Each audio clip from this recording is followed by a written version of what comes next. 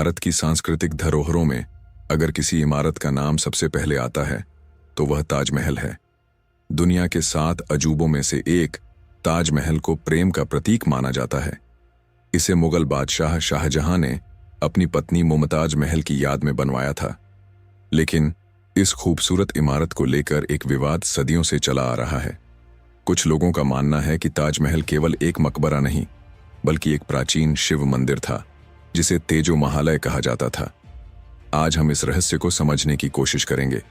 क्या सच में ताजमहल एक मंदिर था या यह केवल एक ऐतिहासिक भ्रम है? ताजमहल की कहानी हमें 17वीं शताब्दी में ले जाती है, जब मुगल बादशाह शाहजहां ने अपनी पत्नी मुमताज की याद में इस इमारत का निर्माण कराया। मुमताज की मृत्यु 1631 में हुई और इसके तुरंत बाद 1632 में ताजमहल का निर्माण शुरू हुआ। करीब 22 सालों में तैयार हुई इस इमारत में सफेद संगमरमर का उपयोग हुआ, जिसे राजस्थान के मकराना से लाया गया। इसमें 20,000 से ज्यादा कारीगरों ने काम किया और यह मुगल स्थापत्य कला का अद्भुत नमूना है। लेकिन क्या यह वाकई इतनी सीधी कहानी है?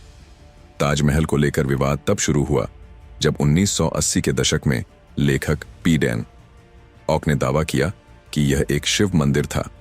उन्होंने अपनी किताब ताजमहल द ट्रू स्टोरी में लिखा कि ताजमहल दरअसल तेजो महालय नाम का मंदिर था, जिसे शाहजहां ने मकबरे में बदल दिया।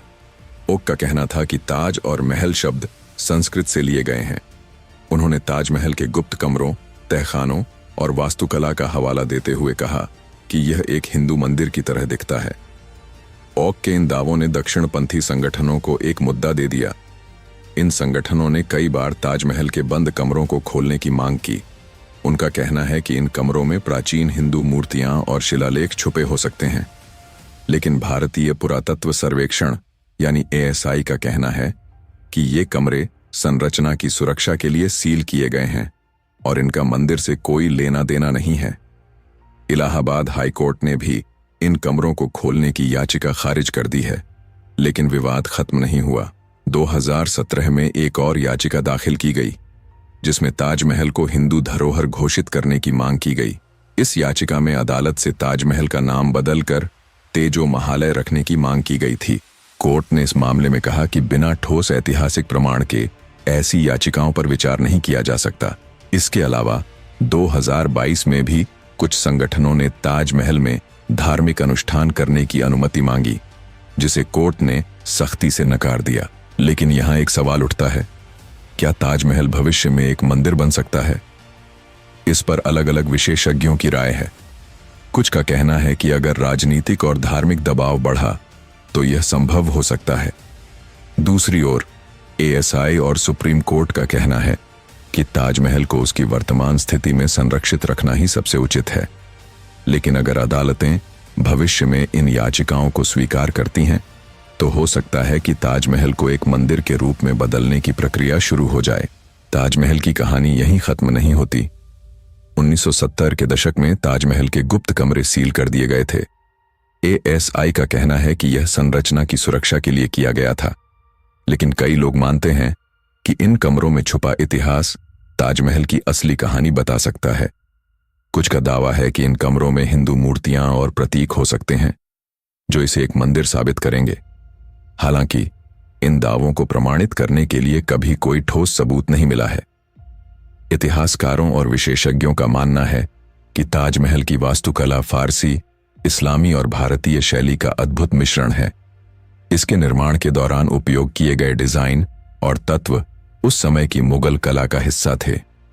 दीवारों पर लिखी कुरान की आयतें इसे एक मकबरा साबित करती हैं। साथ ही ताजमहल के निर्माण से जुड़े दस्तावेज भी इस बात की पुष्टि करते हैं कि यह शाहजहां के आदेश पर ही बनाया गया था। तो क्या यह विवाद केवल एक ऐतिहासिक बहस है या इसके पीछे कोई बड़ा राजनीतिक एजेंडा है?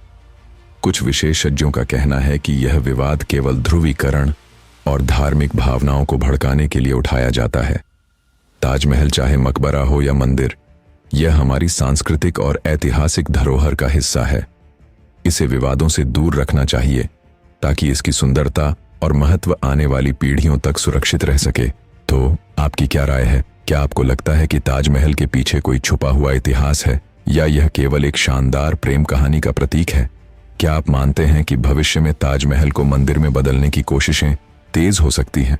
कमेंट्स में अपनी राय जरूर साझा करें। और अगर यह वीडियो आपको पसंद आया हो तो लाइक और शेयर करें। हमारे चैनल को सब्सक्राइब करना न भूलें, क्योंकि हम आपके लिए ऐसे ही रोचक वीडियो लाते रहेंगे। धन्यवाद।